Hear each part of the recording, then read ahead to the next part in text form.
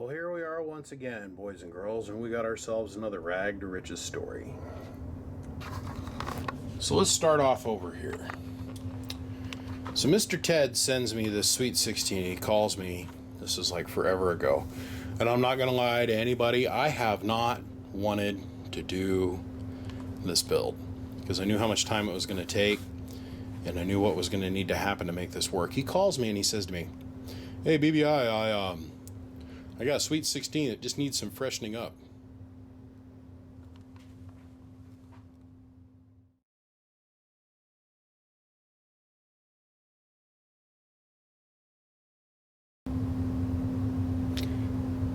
I just got a Sweet 16 that needs some freshening up.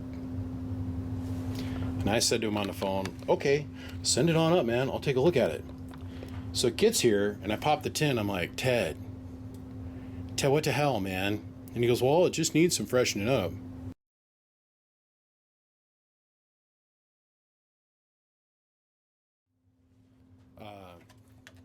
It's kind of deceptive because until you take the tin off, see, they had glued this in here, the little display panel. They glued it in here. And then with the lid on it, from the outside, you'd never realize that it was this on the inside. So I told Ted, I said, "Okay, bud, I'll get to this when I can get to it, and I'll take a quick look for it at the inside, and we'll build you something different." So things progress forward just a little bit, and I go to Ted and I said, "Ted, I can't fix this in clear conscience. I can't put my name on this. There's no way this will ever work. It's just too rough." I mean, like the Romex for this is solid core, like 110 wire, but it's just hanging out in free space. These aren't even held down by anything. And I do believe this is 75 ohm cable and not 50. I do believe, but it doesn't matter because what I did is I took the parts out of here and I built Ted this. This thing's a work of art. The combiners are held down by wire. And I don't know about you guys, I feel like I have to cramp everything, the power distribution and this gets real crowded around the relay. So sticking true to form, as I always do, wanting to do something different with every one of these that I build, I took the bus bar and I moved it over the output transformers. And they're held up by little copper pedestals, as you can see. So the positive rail sits above the output transformers, and then each one of the transistors is individually fed.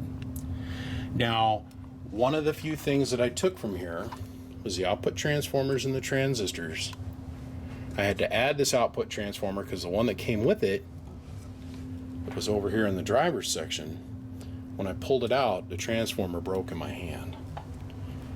So I went ahead and I got a brand new, pulled from off the shelf back when I used to use these transformers, and slapped it in here in a new input transformer. So now you'll notice there's some things in there that you don't normally see, like the little attenuation pad that's right here on the input to the 2-pill. Let me explain to you why. That's 2290s, folks. Driving 2879s, driving 8 2879s. So it's going to be a little hot, which these transistors are fairly old. In the process of taking these out, I think these have been in 2 or 3 different boxes at this point. So I thought it's best not for us to push our luck, and I went ahead and I built a little bit of attenuation on the front end of this. I didn't want to give him a variable because he said he's going to use 2 radios. One radio is going to be 30 watts and the other one's going to be like a striker, which we all know does like 90 peak watts. And as we all know, if you don't have that variable all the way open and it's backed up just a little bit, you can Krispy Kreme your variable, burn a hole in it from too much wattage. So we made this into a just high drive, but it's got an attenuator in it. So, which means with the 30 watt radio, you're going to see just a skoosh more or less wattage. But the way I got it set up is this thing should do 1900 watts with 30 watts of drive and about 2100 peak with the 955 hitting it. And so the other thing, Ted, is that I left your fan in here. This JMC Datatech, I don't know where that came from. That's not the one that was in the box. But I went ahead and I replaced it with two Evercool 2,200 RPM double ball bearing sealed 120 millimeter fans, which shoves a lot of air through this cabinet, which will keep everything from overheating. The other thing I did for fun is I installed this copper. This is a piece of copper tubing as our positive distribution rail for our 2-pill unit. Brought it right over the top. I tied these ferrites so they're never going to rattle. Now, this box is a tucker. What do I mean by that? Well, the ferrite on these transformers is pretty loose.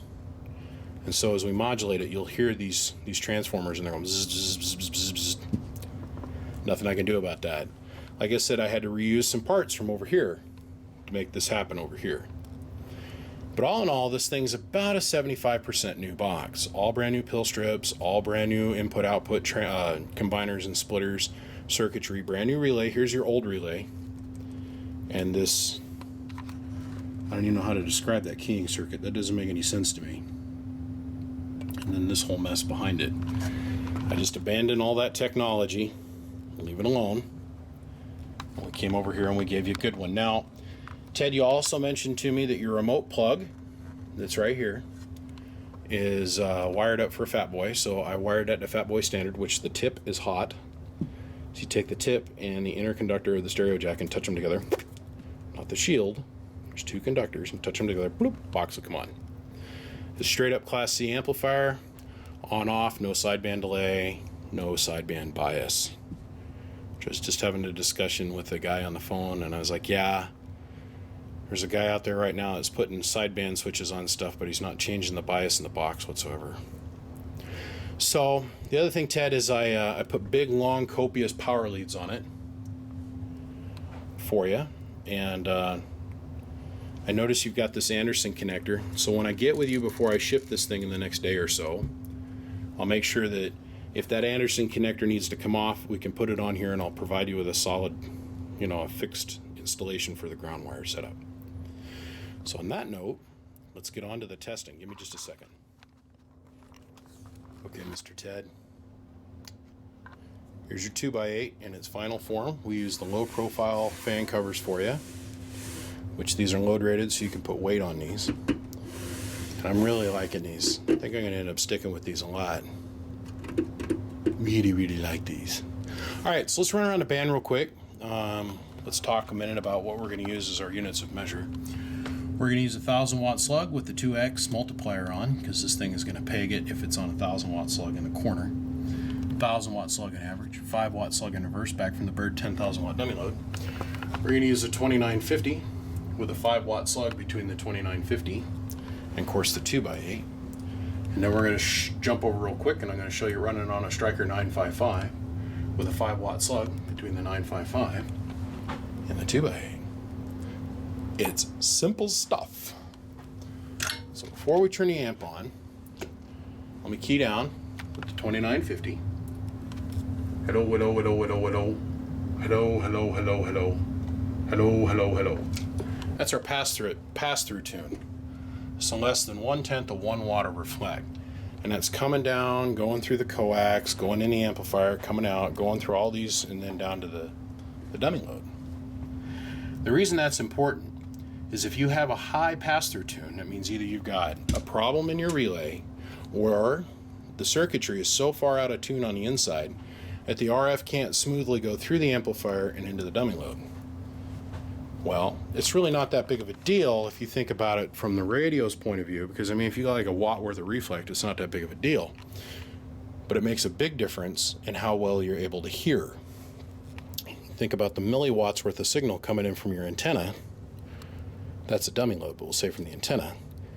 And they come into the amplifier, all of a sudden half of its energy is getting rejected back to the antenna because of a high resistance inside the box. So very important that we show that on video. We run down to 1x so it makes sense to everybody. So now we're at face value on the slug. Hello, audio. Hello, audio. Here it is in average. Hello, audio. Hello, audio. Our reflect. Hello, audio. I'll turn the amp on.